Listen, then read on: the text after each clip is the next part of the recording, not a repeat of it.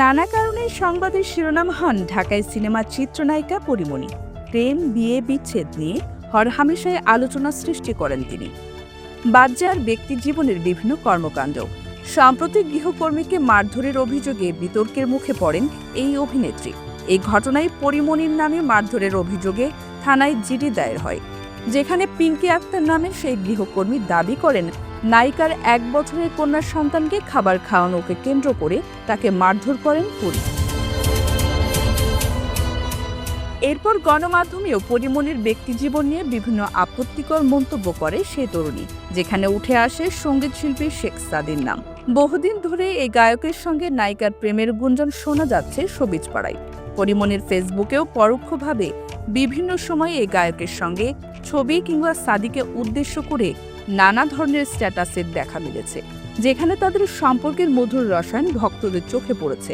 তবে সাম্প্রতিক সময়ে সাদি প্রসঙ্গে যেন পুরোপুরি নীরব পরীমণি।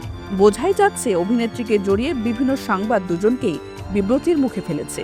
ভক্তরাও মনে করছেন সাদি পরীমণির মাঝে দূরত্বের সৃষ্টি হয়েছে।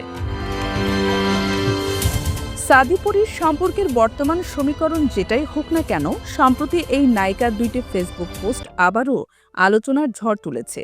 2টি স্ট্যাটাসই রহস্যময় বার্তা দিতে চেয়েছেন পরীমণি, যেখানে কোনো কিছু স্পষ্ট করেননি তিনি। তবে নেটিজেনরা সেই স্ট্যাটাসেও শেখ সাদি প্রসঙ্গই টেনে এনেছেন। এর মধ্যে মঙ্গলবার এক স্ট্যাটাসে পড়ে লিখেছেন, তোমার মা, মা আর বাকি সব। এরপর বুধবার এক শব্দের এক স্ট্যাটাসে অভিনেত্রী লিখেছেন ব্ল্যাকমেইলার। যদিও এই 2 স্ট্যাটাসের রহস্য খোলাসা করেননি পরীমণি। তবে নেটিজেনদের মন্তব্য তো আর বন্ধ করতে পারেননি। 2 স্ট্যাটাসে ঝড়ের গতিতে শেয়ার হয়েছে ফেসবুকে বিভিন্ন অ্যাকাউন্ট ও গ্রুপে, যেখানে কেউ কেউ বলেছেন হয়তো কাউকে উদ্দেশ্য করেই এ বার্তা দিয়েছেন পরী। কেউ লিখেছেন নায়িকা তাহলে ব্ল্যাকমেইলের শিকার হচ্ছেন। কারো আবার মন্তব্য, হয়তো পরবর্তী কোনো সিনেমা কিংবা ওয়েব সিরিজের প্রচারণায় এই পন্থা বেছে নিয়েছেন পরী। তবে নায়িকার শুভাকাঙ্ক্ষীদের প্রশ্ন, আবার কি হয়েছে পরীমণির? ব্যক্তি জীবনে নতুন কোনো সমস্যার সম্মুখীন হলেন তিনি? সেই উত্তরটা হয়তো সময়ই বলে দেবে।